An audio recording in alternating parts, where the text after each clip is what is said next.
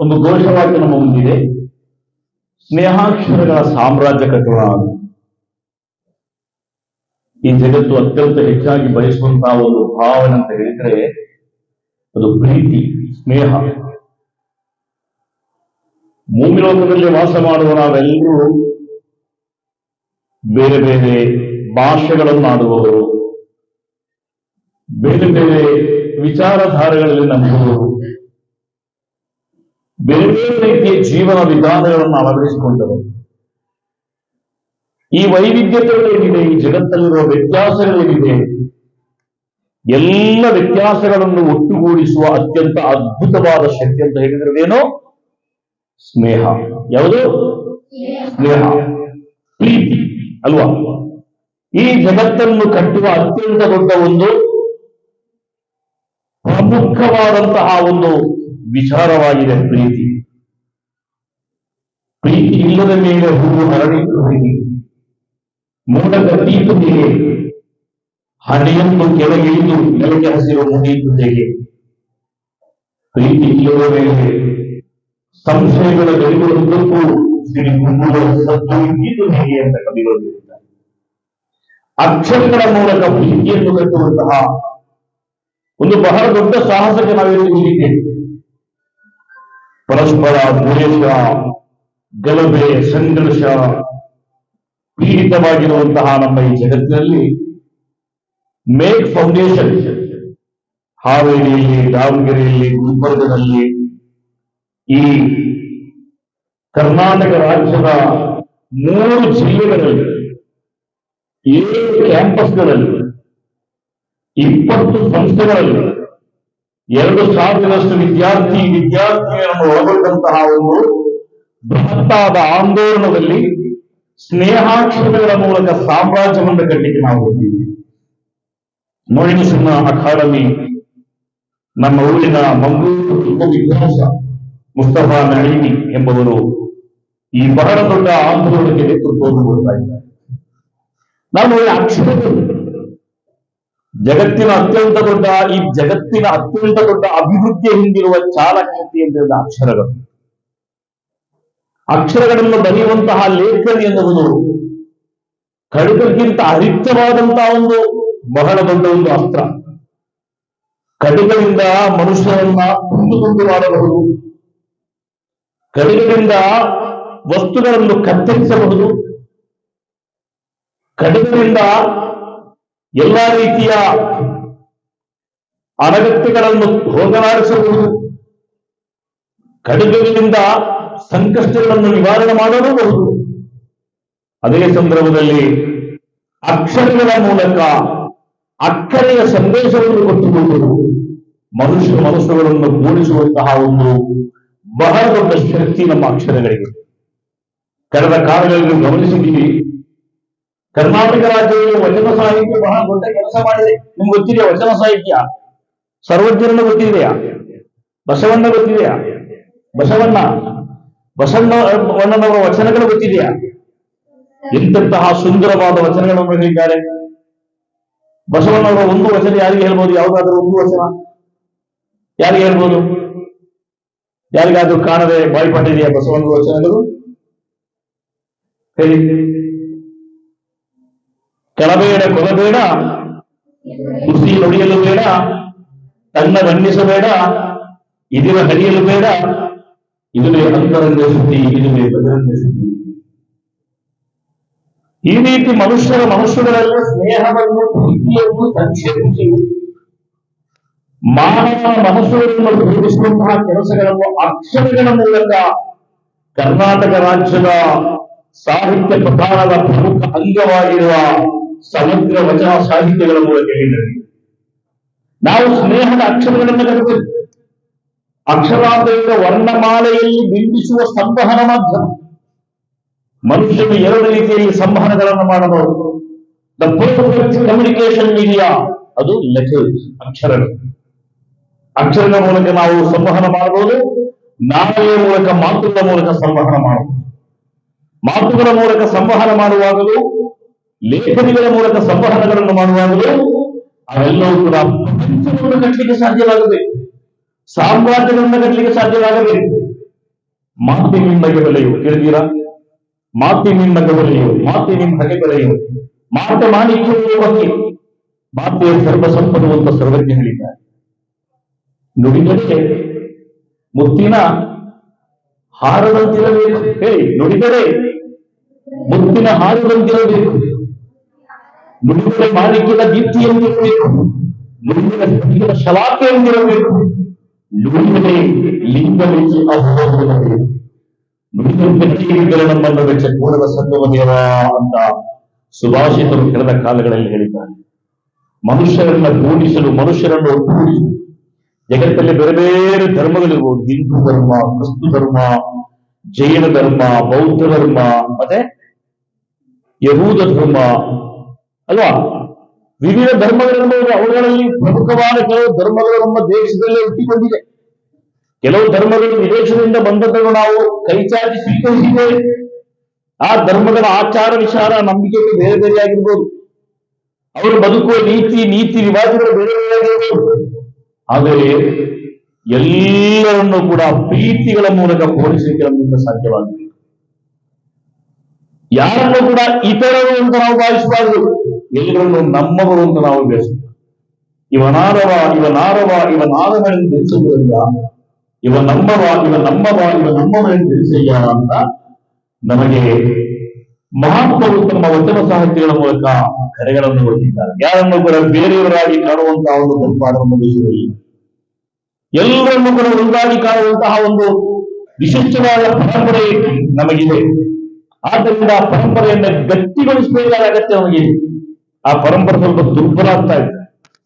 ಮನುಷ್ಯರ ಮಧ್ಯೆ ಅಗಲಿಕೆ, ಗ್ಯಾಪ್ ಸೃಷ್ಟಿಯಾಗ್ತಾ ಇರ್ತದೆ. ಆ ಅಂತರಗಳನ್ನು ಒಗ್ಗೂಡಿಸಿದ್ದರಿಂದ ಸಾಧ್ಯವಾಗಬೇಕು. ಅದಕ್ಕೆ ಅಕ್ಷರಗಳ ಮೂಲಕ ಅಕ್ಕರೆಯ ಆಂದೋಲನ ಈ ನಾಡಿನಲ್ಲಿ ನಡೆದಿದೆ. ನೋಡಿ, ಪ್ರಜಾಪ್ರಭುತ್ವಕ್ಕೆ 3 ಸ್ತಂಭಗಳಿವೆ ಗೊತ್ತಲ್ಲ? ಪ್ರಜಾಪ್ರಭುತ್ವದ 3 ಸ್ತಂಭಗಳು ಯಾವುದೆಲ್ಲ? ಶಾಸಕಾಂಗ, ಕಾರ್ಯಾಂಗ, ನ್ಯಾಯಾಂಗ. The 4th pillar of democracy. ಪ್ರಜಾಪ್ರಭುತ್ವದ 4ನೇ ಪಿಲ್ಲರ್, ಸ್ತಂಭ ಅಂತ ಕರೆಯಲ್ಪಡುವಂತಹ ಒಂದು ವಿಚಾರ ಇದೆ. ಯಾವುದದು? ಮೀಡಿಯಾ, ಮಾಧ್ಯಮಗಳು, ಪತ್ರಿಕೋದ್ಯಮಗಳು. ಪ್ರಜಾಪ್ರಭುತ್ವದ 4th estate, 4th pillar, 4th organ. ಇಲ್ಲಿ ಕಾರ್ಯಾಂಗ, ನ್ಯಾಯಾಂಗ, ಶಾಸಕಾಂಗ ಅತ್ಯಂತ ಕಾರ್ಯಕ್ಷಮವಾಗಿ ಕಾರ್ಯಾಚರಣೆ ಮಾಡಬೇಕಾದ್ರೆ ಅದರಲ್ಲಿ press media, mass media, public media ಪರಿಣಾಮಕಾರಿಯಾಗಿ ಕೆಲಸ ಮಾಡಬೇಕು. ಪತ್ರಿಕೆಗಳು ಕೆಲಸ ಮಾಡಬೇಕಾದ್ರೆ ಏನ್ ಮಾಡಬೇಕು? ಬರೀಬೇಕು. ಮನುಷ್ಯನ ಕೈಯಲ್ಲಿರುವ ಅತ್ಯಂತ ಪ್ರಬಲವಾದ, ಅತ್ಯಂತ ವಿಶಿಷ್ಟವಾದ, ಅತ್ಯಂತ ಶಕ್ತಿಶಾಲಿಯಾದ ಆಯುಧದಿಂದ ಯಾವುದು? ಪೆನ್. ಆದ್ದರಿಂದಲೇ ಮಹಾತ್ಮರು ಹೇಳಿದ್ದಾರೆ, ಲೇಖನಿ ಎನ್ನುವುದು ಖಡ್ಗಕ್ಕಿಂತ ಹರಿತವಾದದ್ದು. ಲೇಖನಿ ಇದರಿಂದ ಕಟ್ ಮಾಡಲಿಕ್ಕೆ ಸಾಧ್ಯ ಇಲ್ಲ. ಮನುಷ್ಯನ ದೇಹವನ್ನು, ಅಂಗಗಳನ್ನು ಇದರಿಂದ ಕಟ್ ಮಾಡಲಿಕ್ಕೆ ಸಾಧ್ಯವಿಲ್ಲ. ಇದರಿಂದ ಹೊಡೆದರೆ ಎಚ್ಚರಿಕೆ ನೋವಾಗಬಹುದು, ತಲೆಗೆ ಹೊಡೆದಷ್ಟು. ಆದರೆ ಈ ಲೇಖನಿಗಳ ಮೂಲಕ ಪ್ರಪಂಚಗಳನ್ನು ಉಳಿಯಲಿಕ್ಕೆ ಸಾಧ್ಯ, ಸಮುದಾಯಗಳನ್ನ ಬಿಕ್ಕಟ್ಟಿಗೆ ದೂಡಲಿಕ್ಕೆ ಸಾಧ್ಯ. ಮನುಷ್ಯರ ಮಧ್ಯೆ ಹಾಗೆಯೇ ಕೋಪ, ಸಿಟ್ಟು, ವೈರಾಗ್ಯಗಳನ್ನ ಸೃಷ್ಟಿ ಮಾಡಲಿಕ್ಕೆ ಸಾಧ್ಯ. ಅದೇ ಸಂದರ್ಭದಲ್ಲಿ ನಾವಿವತ್ತು ಮಾಡಬೇಕಾದದ್ದು ಲೇಖನಿಗಳ ಮೂಲಕ ಸಾಮ್ರಾಜ್ಯಗಳನ್ನು ಕಟ್ಟಬೇಕು. ನಾವು ಬರೆಯುವ ವಚನಗಳು, ಮಾತುಗಳು, ಅಕ್ಷರಗಳು ಪ್ರೀತಿಯದ್ದಾಗಿರಬೇಕು. ಪ್ರೀತಿಯಿಂದ ಈ ಜಗತ್ತನ್ನು ಗೆಲ್ಲುವಂತಹ ಗುಣವನ್ನು ನಾವು ವಿಶೇಷವಾಗಿ ಫೌಂಡೇಶನ್ ಎನ್ನುವುದು ಈ ಒಂದು ಸಂಘ ವಿವಿಧ ಕಡೆಗಳಲ್ಲಿ ಅಕ್ಷರಗಳ ಆಂದೋಲನ ಮಾಡುವಂತಹ ಒಂದು ಸಂಘ 2,000 ವಿದ್ಯಾರ್ಥಿಗಳನ್ನು ಮುಂದಿಟ್ಟುಕೊಂಡು ಕರ್ನಾಟಕ ರಾಜ್ಯದಲ್ಲಿ ದಶಮ ಸಂಭ್ರಮವನ್ನು ಆಚರಿಸುವ ಜೊತೆ ಅಕ್ಷರಗಳ ಆಂದೋಲನಕ್ಕೆ ಕರೆಗೊಳ್ಳಿ. ಆ ಆಂದೋಲನದಲ್ಲಿ ಎಲ್ಲರೂ ಕೂಡ ಭಾಗಿಗಳಾಗಬೇಕು. ನೋಡಿ, ನಮ್ಮ ಧರ್ಮಗಳು ಉಳಿಯುವುದು ಹೇಗೆ? ಧರ್ಮಗಳು ಉಳಿಯುವುದು ಧರ್ಮದ ಗ್ರಂಥಗಳ ಮೂಲಕ. ವೇದಗಳು, ಉಪನಿಷತ್ತುಗಳು, ಪುರಾಣಗಳು, ಮುಸಲ್ಮಾನರ ಕುರಾನ್, ಕ್ರೈಸ್ತರ ಬೈಬಲ್, ಇಂಜೀಲ್, ಸಿಖ್ಖರ ಗ್ರಂಥ ಸಾಹೆ ಅಕ್ಷರಗಳ ಮೂಲಕ ಈ ಜಗತ್ತಲ್ಲಿ ಕ್ರಾಂತಿ ಸೃಷ್ಟಿಸಿ ಅವುಗಳ ಮೂಲಕ ಈ ಜಗತ್ತಲ್ಲಿ ಬಹಳ ದೊಡ್ಡ ಪರಿವರ್ತನೆಯನ್ನು ಸೃಷ್ಟಿಸಲು ಮುಂದೆ ಬಂದಿದೆ. ಆ ಮೂಲಕ ನೀವೆಲ್ಲರೂ ಕೂಡ ಅಕ್ಷರಗಳ ಮೂಲಕ ಹೊಸ ಮನುಷ್ಯರಾಗುವ ಪ್ರಯತ್ನಗಳನ್ನು ಮಾಡಬೇಕು. ನೀವು ಶಾಲೆಯಲ್ಲಿ ಕಲಿತಾ ಇದ್ದೀರಿ, ಇದರಲ್ಲಿ SSLC ಮಕ್ಕಳಿದ್ದಾರಾ? Please raise your hands. SSLC ಮಕ್ಕಳು. ನೀವು ಅದಾದ್ಮೇಲೆ PUC ಹೋಗ್ತೀರಲ್ವಾ? PUC ಹೋಗ್ತೀರಿ. PUC ಅಲ್ಲಿ ಯಾವ್ದು ಆಯ್ಕೆ ಮಾಡ್ತೀರಿ? ಯಾವ stream? Commerce, science, arts? Science. Okay. Science ನಲ್ಲಿ ಏನಾಗ್ಬೇಕು ಅಂತ ಬಯಸ್ತೀರಿ? ಏನ್ ಬಯಸ್ತೀರಿ? ಡಾಕ್ಟರ್, ಇಂಜಿನಿಯರ್ ಅಲ್ವಾ? ಅಲ್ವಾ? ಎಲ್ಲ ಕಡೆ ಹೋದ್ರು ಕೂಡ ನಾವು ಕೇಳಿರ್ತಾರೆ. ನಾನು ಕೂಡ PU ಕಾಲೇಜ್ ನಡೆಸ್ತಾ ಇದ್ದೇನೆ ಮಂಗಳೂರು ಸೆರೆಗಳಲ್ಲಿ. ಅಲ್ಲೂ ಕೂಡ ಸೈನ್ಸ್ ಇದೆ. ಸೈನ್ಸ್ ವಿಭಾಗದಲ್ಲಿ ಸೇರಿದ ಮಕ್ಕಳಿಗೆ ಹೇಳಿದ್ರೆ ಡಾಕ್ಟರ್ ಆಗಬೇಕು, ಎಂಜಿನಿಯರ್ ಆಗಬೇಕು, ಎರಡೇ ಆಪ್ಷನ್. ಈ ಕರಿಯರ್ ಲಿಸ್ಟ್ ನಲ್ಲಿ ಒಬ್ಬ PUC ಆದ್ಮೇಲೆ ಶಾಲಾ ವಿದ್ಯಾಭ್ಯಾಸದ ಮುಖಾಂತರ ಹೋಗಿ ಅವನು ಆಯ್ಕೆ ಮಾಡಿಕೊಳ್ಳಬೇಕಾದ ಅವನ ಆಯ್ಕೆಗಳು, ಮುಂದಿನ ಆಯ್ಕೆಗಳ ಬಗ್ಗೆ ಹೇಳುವಾಗ ವೈದ್ಯಶಾಸ್ತ್ರ ಎಂದು 36ನೇ ರ್ಯಾಂಕಿನಲ್ಲಿದೆ. ಅದಕ್ಕಿಂತ ಹಿಂದೆ 35 ಬೇರೆ ಬೇರೆ ಆಪ್ಷನ್ ನಮಗೆ ಇದೆ. ನಮ್ಗೆ ಒಳ್ಳೆ ಲೆಕ್ಚರ್ ಆಗ್ಬೋದು, ಪ್ರೊಫೆಸರ್ ಆಗ್ಬೋದು, ಜನರಿಗೆ ಮಾರ್ಗದರ್ಶನ ಕೊಡುವಂತಹ ಗುರುಗಳಾಗಬಹುದು. ಈ ಜಗತ್ತಲ್ಲಿ ಅತ್ಯಂತ ಒಳ್ಳೆ ಪ್ರೊಫೆಷನ್ ಟೀಚರ್. ಜನರ ರಾಷ್ಟ್ರಪತಿಯಾದ ಮೇಲೆ ಭಾರತದ X president doctor APJ Abdul Kalam ಏನ್ ಹೇಳ್ತಾ ಇದ್ರು? ನನ್ನ ಅತ್ಯಂತ ಅಚ್ಚುಮೆಚ್ಚಿನ ಪ್ರೊಫೆಷನ್ ಅಂತ ಹೇಳಿದ್ರೆ ಟೀಚಿಂಗ್. ಆ ಟೀಚಿಂಗ್ ಮಾಡುತ್ತಲೇ ಅವರು ತೀರಿ ಹೋದರು. ಅವರ ಆಸ್ಪತ್ರೆ ಬೆಟ್ಟಲ್ಲಿ ಮಡಗಿ ತೀರಿ ಹೋದಲ್ಲ, ಯಾವುದಾದ್ರೂ ಅಪಘಾತಕ್ಕೆ ಸಿಲುಕಿ ಅವರು ಮರಣ ಹೊಂದಿದಲ್ಲ. ಅದಕ್ಕೆ ಬದಲಾಗಿ ಪೊಲೀಸ್ನ ಮುಂಭಾಗದಲ್ಲಿ ಮೈಕಿನ ಮುಂದೆ ಕೂತ್ಕೊಂಡು ಭಾಷಣ ಮಾಡುವಾಗ ಕುಸಿದು ಬಿದ್ದು ಟೀಚರ್ ಎನ್ನುವ ನೆಲೆಯಲ್ಲಿ ಅಂತಹ ಪ್ರೊಫೆಷನ್ ಆಯ್ಕೆ ಮಾಡಬಹುದು. ಡಾಕ್ಟರ್ ಆಗ್ಬಹುದು. ಡಾಕ್ಟರ್ ಸಮಾಜಕ್ಕೆ ಬಹಳ ಅಗತ್ಯ ಇದೆ. ಎಂಜಿನಿಯರ್ಸ್ ಅಗತ್ಯ ಇದೆ. ಎಂಜಿನಿಯರ್ಸ್ ಗಳಲ್ಲಿ ವಿವಿಧ ವಿಷಯಗಳ ಪೈಕಿ ಸೋಷಿಯಲ್ ಎಂಜಿನಿಯರಿಂಗ್, ಮನುಷ್ಯರನ್ನು ಒಗ್ಗೂಡಿಸುವಂತಹ ಶಿಲ್ಪಶಾಲೆ, ಅವರ ಮೂಲಕ ನಾವು ಮಾಡಬಹುದಾದಂತಹ ಬದಲಾವಣೆಗಳು. ಮಹೀಂದ್ರ ಸಿನ್ಹಾ ಅಕಾಡೆಮಿ ಅಥವಾ ಮೆರಿಟ್ ಫೌಂಡೇಶನ್ ಈ ರೀತಿಯ ಬಹಳ ದೊಡ್ಡ ಕೆಲಸಗಳನ್ನು ಈ ನಾಡಲ್ಲಿ ಮಾಡುತ್ತಾ ಬಂತು. ಅದರ ದಶಮ ಸಂಭ್ರಮ ಎನ್ನುವ ಕಾರ್ಯಕ್ರಮ ಕೂಡ 10ನೇ ವಾರ್ಷಿಕೋತ್ಸವ ಕಾರ್ಯಕ್ರಮ ಬಹಳ ಉತ್ತಮ ರೀತಿಯಲ್ಲಿ ಅದು ನಡೆಯಬೇಕು ಎಂದು ತಿಳಿಸುವಂತಹ ವ್ಯವಸ್ಥೆಗಳನ್ನು ಅದರ ನಾಯಕರು ಮಾಡುತ್ತಾ ಇದ್ದಾರೆ. ನೀವೆಲ್ಲರೂ ಕೂಡ ಆ ಅಭಿಯಾನಗಳಲ್ಲಿ ಭಾಗಿಗಳಾಗಬೇಕು. ಆ ಮೂಲಕ ಮೇಕ್ ಫೌಂಡೇಶನ್ ಯಾವ ಸಿದ್ಧಾಂತವನ್ನು ಮುಂದಿಟ್ಟಿದೆ ಆ ಸಿದ್ಧಾಂತವನ್ನು ಪ್ರಚಾರಪಡಿಸುವಂತಹ ಅದರ ಅಂಬಾಸಡರ್ಗಳಾಗಿ, ರಾಯಭಾರಿಗಳಾಗಿ ನೀವು ಮಾರ್ಪಡಬೇಕು. ಇದೆಲ್ಲ ನಿರಂತರವಾಗಿ. ಮೇಕ್ ಅಂದ್ರೆ ಅರ್ಥ ಏನು? ಇಂಗ್ಲಿಷ್ ಅಲ್ಲಿ make was a meaning. Make ಅಂದ್ರೆ ಏನು? ಮಾಡು. ಮೇಕ್ ಅಂದ್ರೆ ಏನು? ಮಾಡು. ನಮ್ಮ ಭಾರತದ ಸನ್ಮಾನ್ಯ ಪ್ರಧಾನಮಂತ್ರಿಗಳು ಒಂದು ಆಶಯವನ್ನು ಭಾರತದ ಜನರ ಮುಂದಿಟ್ಟಿದ್ರು. ಅದೇನು? Make India. ಅದೇನು? ಇಲ್ಲಿರುವ ಎಲ್ಲ ವಸ್ತುಗಳನ್ನು ಕೂಡ ಭಾರತೀಯರಾದ ನಾವೇ ಸೃಷ್ಟಿಸಬೇಕು. Made in Japan, made in Korea, made in Germany, made in UK, made in America. ನಾವು ಬಳಸುವ ವಸ್ತುಗಳು ಮೇಡ್ ಇನ್ ಇಂಡಿಯಾ ಆಗಿರಬೇಕು ಅಲ್ವಾ? Make India. ಈ ಮೇಕ್ ಫೌಂಡೇಶನ್ ಮೂಲಕ ನಮ್ಮ ಉಸ್ತಾದ್ ಕೆ ಮುಸ್ತಫಾ ನঈಮಿ ಉಸ್ತಾದ್ ಅವರು ಮನುಷ್ಯರನ್ನು ಸೃಷ್ಟಿ ಮಾಡುವ, ಮನುಷ್ಯರ ಮಧ್ಯೆ ಇರುವ ಕಂದಕಗಳನ್ನು ಮುಚ್ಚಿ ಅವರನ್ನು ಒಗ್ಗೂಡಿಸುವಂತಹ ಕೆಲಸಕ್ಕೆ ಅದರ ಒಟ್ಟಿಗೆ ನಿಮಗೆ ಒಂದು ಸಂದೇಶ ಕೊಡ್ತಾ ಇದ್ದಾರೆ. ನಿರಂತರವಾಗಿ ಮಾಡ್ತಾ ಇದ್ರು. ಸ್ವಾತಂತ್ರ್ಯ ಸಂಗ್ರಾಮಕ್ಕೆ ದಾರಿ ಮಾಡಿಕೊಟ್ಟಂತಹ ಒಂದು ಚಳವಳಿಯಾಗಿದೆ ಕ್ವಿಟ್ ಇಂಡಿಯಾ ಚಳವಳಿ. ಗೊತ್ತಾ ನನಗೆ? ಕ್ವಿಟ್ ಇಂಡಿಯಾ ಚಳವಳಿಯ ಘೋಷವಾಕ್ಯ ಯಾವುದಾಗಿತ್ತು? ಜುಡೋ ಜೈ. ಮಾಡು ಇಲ್ಲವೇ ಮಡಿ, ಮಾಡು ಇಲ್ಲವೇ ಸಾಯು. ಕೆಲಸಗಳನ್ನು ಮಾಡಲಿಕ್ಕೆ ಸಾಧ್ಯವಾಗದಿದ್ದರೆ ಜೈ, ಸತ್ತು ಹೋಗು. ಈ ಜಗತ್ತಲ್ಲಿ ಯಾರಿಗೆ ಸ್ಥಾನ ಇದೆ? ಕೆಲಸ ಮಾಡುವುದೇ ಮಾತ್ರ. ಪ್ರಪಂಚವನ್ನು ನಾವು ಕಟ್ಟಬೇಕು, ಸಮಾಜವನ್ನು ಕಟ್ಟಬೇಕು, ಭವಿಷ್ಯದ ತಲೆಮಾರನ್ನು ರೂಪಿಸಬೇಕು. ನಿರಂತರವಾಗಿ ಕೆಲಸ ಮಾಡಬೇಕು, ಸೃಷ್ಟಿಸ್ತಾ ಇರಬೇಕು, ಸೃಜನಶೀಲವಾಗಿರಬೇಕು, ಸೃಷ್ಟಿಶೀಲವಾದ ಕಾರ್ಯಗಳಲ್ಲಿ ಏರ್ಪಡಬೇಕು. ಅಮೆರಿಕದ ಅತ್ಯಂತ ದೊಡ್ಡ ಸಾಮಾಜಿಕ ಚಿಂತಕ ಮಾರ್ಟಿನ್ ಲೂಥರ್ ಕಿಂಗ್ ಜೂನಿಯರ್ ಹೇಳಿದ ಕಪ್ಪಗಿನವರ ಕಪ್ಪು ಮತ್ತು ಬಿಳುಪಿನ ಮಧ್ಯೆಯಿಂದ ಸಂಘರ್ಷಗಳಲ್ಲಿ ಅಮೆರಿಕದ ಕರಿಯರ ಪರವಾಗಿ ಹೋರಾಟ ಮಾಡಿದ ಅತ್ಯಂತ ದೊಡ್ಡ ವಾಗ್ಮಿಯಾಗಿದ್ದ ಸಾಮಾಜಿಕ ಸುಧಾರಕರಾಗಿದ್ದ ಮಾರ್ಟಿನ್ ಲೂಥರ್ ಕಿಂಗ್ ಜೂನಿಯರ್ ಅವರೊಂದು ಮಾತನ್ನು ಹೇಳಿದ್ದಾರೆ. ನಿಮ್ಮೊಂದರಿಗೆ ಸದಾ ಕಾಲಗಳಲ್ಲಿ ಸ್ಫೂರ್ತಿಯಾಗುವಂತಹ ಒಂದು ಮಾತು, if you can't fly then run, if you can't fly then run. ನಿಮಗೆ ಹಾರಲು ಸಾಧ್ಯವಾಗದಿದ್ದರೆ ನೀವು ಓಡಿ, ಹಾರಲು ಸಾಧ್ಯವಾಗದಿದ್ದರೆ ರನ್ ಮಾಡಿ, ಓಡಿ. If you can't run then walk, ಓಡಲು ಸಾಧ್ಯವಾಗದಿದ್ದರೆ ನಡೆಯಿರಿ. ಈಗ ಓಡ್ಲಿಕ್ಕೆ ಸಾಧ್ಯ ಆಗುವುದಿಲ್ಲ, ನಡೆಯಲಿಕ್ಕೆ ಮಾತ್ರ ಸಾಧ್ಯ ಆಗಿದ್ದರೆ ಹಾರಲು ಆಗಲ್ಲ, ಓಡಲು ಆಗಲ್ಲ. ನೀವು ನಡೆಯಿರಿ. If you can't walk then crawl, ನಡೆಯುವವನಿಗೆ ಸಾಧ್ಯವಾಗದಿದ್ದರೆ ತೆವರುತ್ತಾ ಹೋಗಿ, ಕಾಲಿಂದ ನಡೆಯಲು ಸಾಧ್ಯವಾಗದಿದ್ದರೆ ದೇಹದ ಮೂಲಕ ಮುಂದೆ ಮುಂದೆ ಚಲಿಸುವಂತಹ ಪ್ರಯತ್ನಗಳನ್ನು ಮಾಡಿ.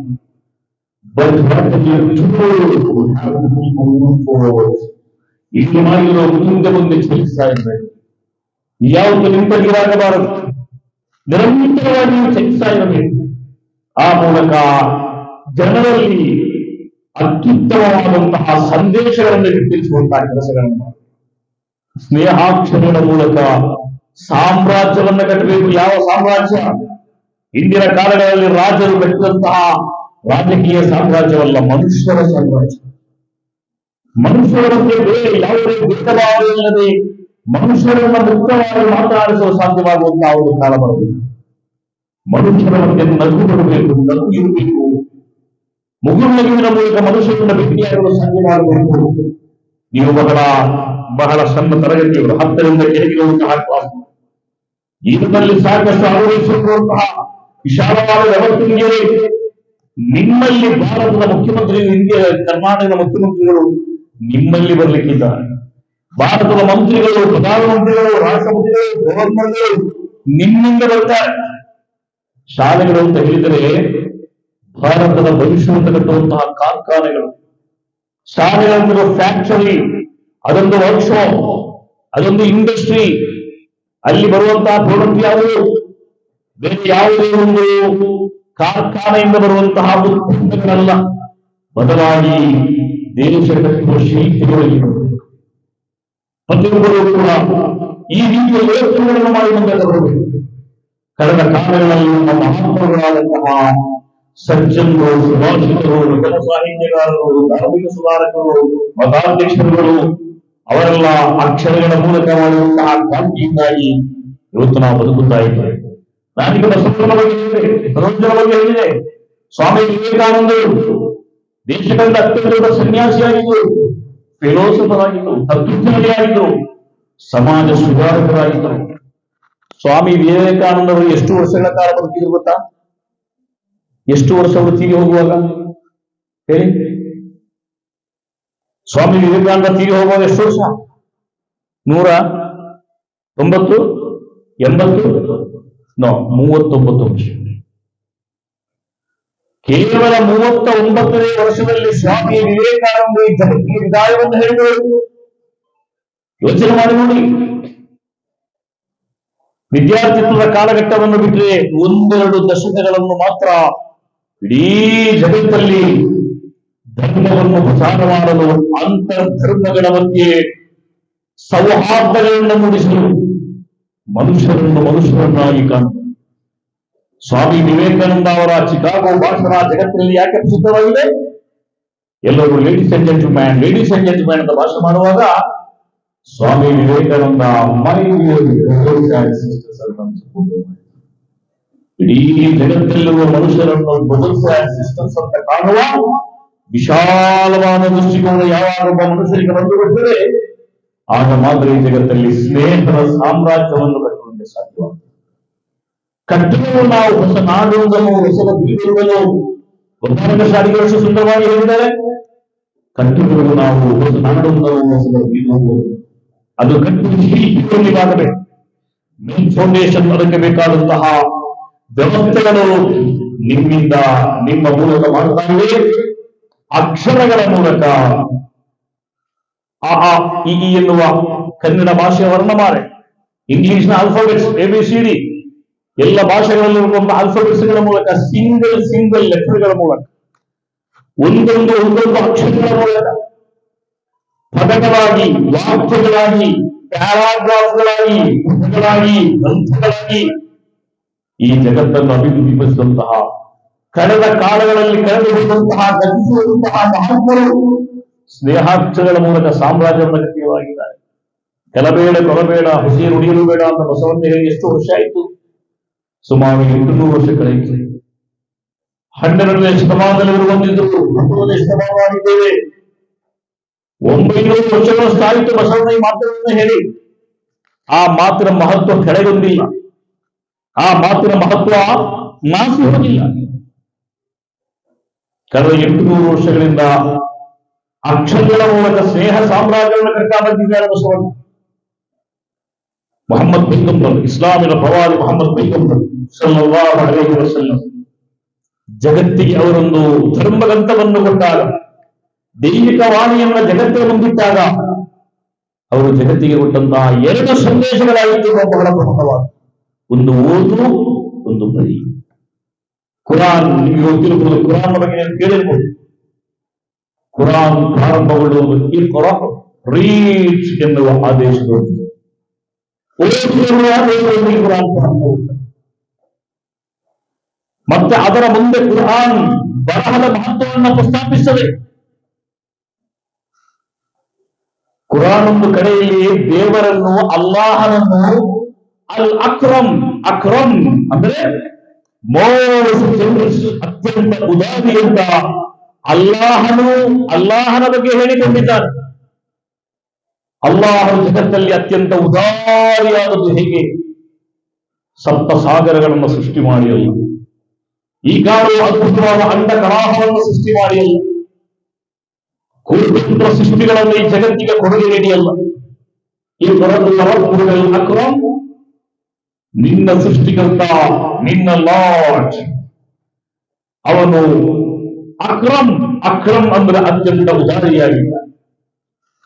ಕರಂ ಅಂದ್ರೆ ಅರಬಿ ಭಾಷೆಯಲ್ಲಿ ದಾನ ಧರ್ಮಗಳನ್ನು ಮಾಡುವುದು, ಔದಾರ್ಯಗಳನ್ನು. ಆ ಪ್ರಕಾರ ಅಲ್ಲಾಹರನ್ನು ಅಲ್ ಅಕ್ರಮ್, ಅತ್ಯಂತ ಉದಾರಿಯಾಗಿರುವಂತ ಪರಿಚಯ ಮಾಡಲಾಗಿದೆ. ಯಾವ ಕಾರಣಕ್ಕಾಗಿ? ನನ್ನ ವಿಷಯ ಅದು. ಕುರಾನ್ ಇರ್ತದೆ, ಇಕ್ರಾ ಓದಬೇಕು. ಮತ್ತೊಂದು ಕುರಾನ್ ಇರ್ತದೆ, ಇಕ್ರಾ ಓದಬೇಕು. ಅಕ್ರಮ, ನಿನ್ನ ಸೃಷ್ಟಿಕರ್ತ ಅತ್ಯಂತ ಉದಾರಿಯಾಗಿದ್ದಾನೆ. ಯಾವ ಕಾರಣಕ್ಕಾಗಿ? ರಬ್ಬುಕಲ್ ಅಕ್ರಮ್ ಅಲ್ಲದಿ ಅಲ್ಲಮ ಬಿಲ್ ಕಲಂ, ಅಲ್ಲಮ ಬಿಲ್ ಕಲಂ, ಪೆನ್ನಿನಿಂದ ಬರೆಯುವುದನ್ನು ಕಲಿಸಿದ ದೇವರು ಅತ್ಯಂತ ಉದಾರಿಯಾಗದ ಕಾರಣ ಏನು? Read your Lord is most generous. Why? It taught by pen. ಪೆನ್ನಿನಿಂದ ಬರೆಯುವುದನ್ನು ಕಲಿಸಿದ ಕಾರಣಕ್ಕಾಗಿ ಅಲ್ಲಾಹು ಸೃಷ್ಟಿಕರ್ತ ಅತ್ಯಂತ ಉದಾರಿಯಾಗಿದ್ದಾನೆ ಎನ್ನುವ ಮಾತನ್ನ ಕುರಾನ್ ಹೇಳುತ್ತದೆ. ಎಲ್ಲ ವೇದಗಳು, ಎಲ್ಲ ಧರ್ಮಗ್ರಂಥಗಳು ಬರಹದ ಮಹತ್ವದ ಬಗ್ಗೆ ಪ್ರತಿಪಾದನೆ ಮಾಡಿ, ಆ ಮೂಲಕ ಅಕ್ಷರಗಳು, ಶಾಲೆಗಳು, ಇದು ಶಾಲೆ, ಮೇಕ್ ಫೌಂಡೇಶನ್ ಮೊಯಿನ್ ಸುನ್ನಾಕಾರದಲ್ಲಿ ಶಾಲೆಗಳನ್ನ ಸ್ಥಾಪಿಸ್ತಾ ಹೋದ್ವಿ. 20 ಕಡೆಗಳಲ್ಲಿ ಧಾರ್ಮಿಕ ಭೌತಿಕ ಸಂಸ್ಥೆಗಳನ್ನ ನಡೆಸಿಕೊಂಡು ಬರ್ತಾ ಇದೆ. ಈ ಸಂಸ್ಥೆಗಳಲ್ಲಿ ಮಕ್ಕಳು ಕಲಿತಾ ಇದ್ದಾರೆ, ಅಕ್ಷರಗಳನ್ನು ಕಲಿತಾ ಇದ್ದಾರೆ. 6 ವಯಸ್ಸಿನಲ್ಲಿ ಅಥವಾ ಕಿಂಡರ್ ಗಾರ್ಡನ್ಗಳಲ್ಲಿ 4 ವಯಸ್ಸುಗಳಲ್ಲಿ ಸೇರಿರುವಾಗ ಏನೂ ಗೊತ್ತಿರುವುದಿಲ್ಲ.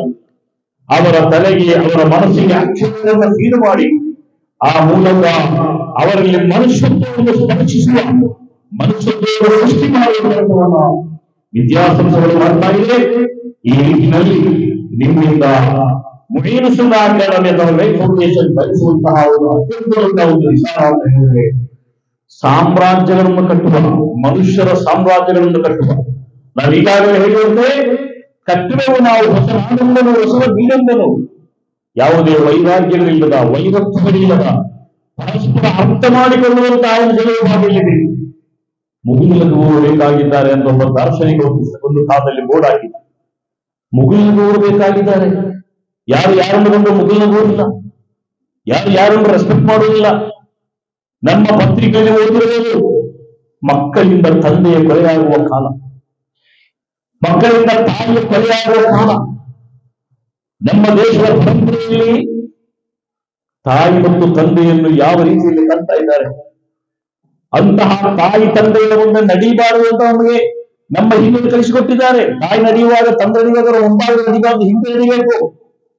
ಅಂಥದ್ರಲ್ಲಿ ಮದ್ಯಪಾನ ಮಾಡಿ ಮಾದಕ ದ್ರವ್ಯಗಳನ್ನು ಸೇವಿಸಿ ಕೆಟ್ಟ ಚಟಗಳನ್ನು ರೂಢಿಸಿಕೊಂಡು ಬಂದು ತಂದೆ ತಾಯಿಗಳನ್ನು ಕೊಲ್ಲುವ ಮಕ್ಕಳು. ಎಂತಹ ಭೀಕರವಾದ ಕಾಲಘಟ್ಟ. ನೀವು ಯಾರು ದೊಡ್ಡವರಾದ ಮೇಲೆ ಸೇವಿಸಬಾರದು. ರೆಡಿ ರೆಡಿ ರೆಡಿ ಮಾದಕ ವಸ್ತುಗಳನ್ನು ಸೇವಿಸಬಾರದು. ಮದ್ಯಪಾನದ ಜಾಗದಲ್ಲಿ ನೀವು ಸುರಿಯಬಾರದು. ನೀವು ನಮ್ಮ ತಂದೆ ತಾಯಿಗಳನ್ನು ಗೌರವಿಸಬೇಕು. ಸತ್ಯಂಬಥ ಧರ್ಮಂಚ ಮಾತೃ